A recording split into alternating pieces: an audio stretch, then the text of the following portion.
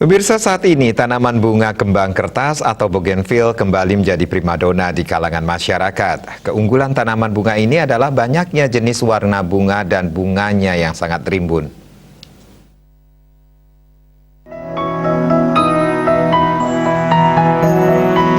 Bunga kembang kertas atau bougainville saat ini kembali diminati oleh kalangan masyarakat.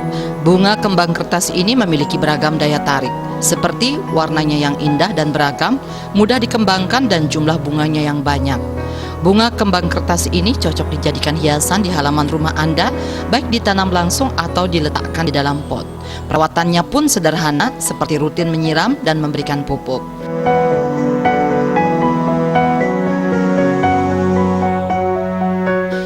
Adapun warna dari bunga kembang kertas ini seperti ungu, merah, putih, kuning, merah muda, serta warna yang lainnya. Desak Aryani, Bali TV.